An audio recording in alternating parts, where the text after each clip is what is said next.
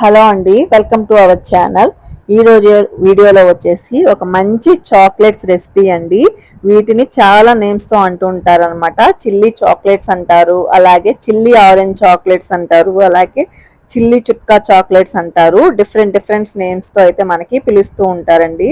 Taste కూడా చాలా unique గా ఉంటుందండి. ఎక్కడ స్కిప్ చేయకుండా చూడండి. ఎన్ని రకాలుగా చేసుకోవచ్చు ఇవన్నీ కూడా నేను డీటెయిల్డ్గా అయితే నేను చూపిస్తానండి.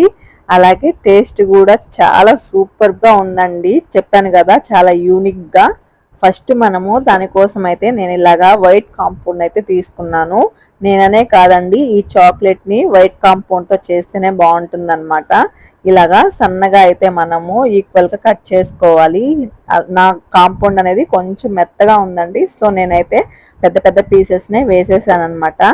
చాలా మందికి డౌట్ వస్తుంది, డార్క్ కానీ లేదా నార్మల్గా మనం మిల్క్తో చేసుకోకూడదా అనేసి.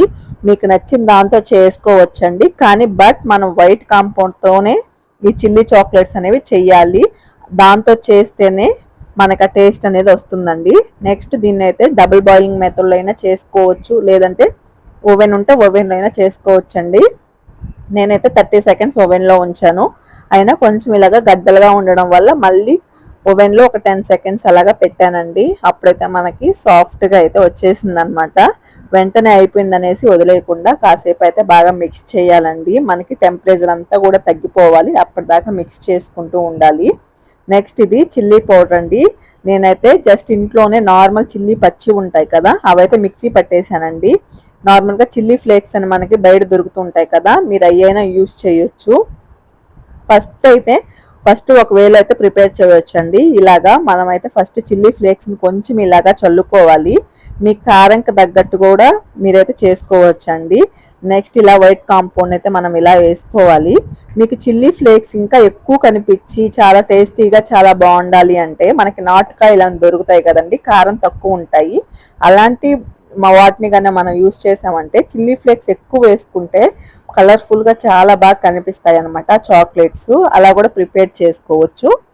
నెక్స్ట్ పైన కూడా నేను ఇలాగా చిల్లీ ఫ్లేక్స్ అనేది చల్లానండి. కింద అడుగున వేసాను, అలాగే పైన వేసాను. ఇంకొకటి సెకండ్ వేలో ఎలా చేసుకోవచ్చు అంటే, ఈ చిల్లీ ఫ్లేక్స్ అనేది కాంపౌండ్లోనే మనం మిక్స్ చేసేసేయాలండి మొత్తము.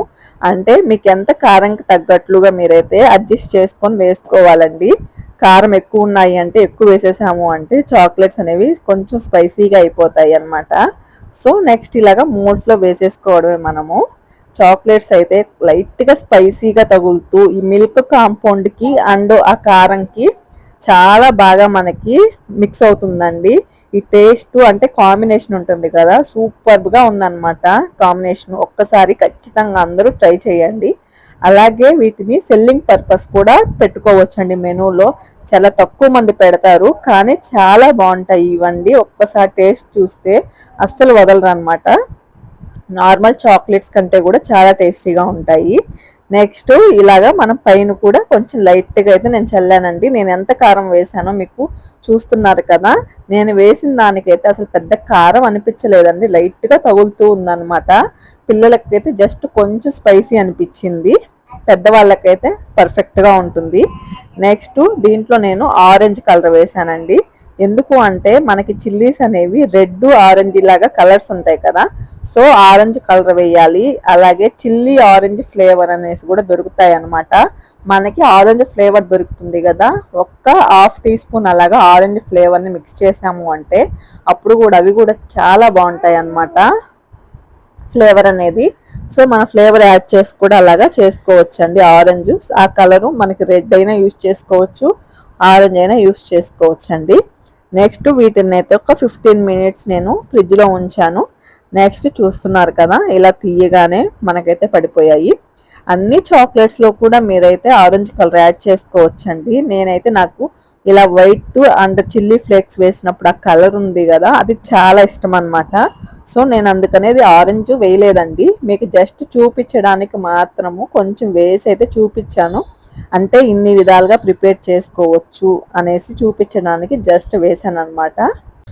చూస్తున్నారు కదా, ఈ చిల్లీ ఫ్లేక్స్ అనేది కనిపిస్తూ అసలు ఎంత బాగున్నాయో అండి. టేస్ట్ కూడా నిజంగాను మా పిల్లలు కూడా అసలు ఆపకుండా తిన్నారనమాట. వాళ్ళకు కూడా అంత నచ్చాయి.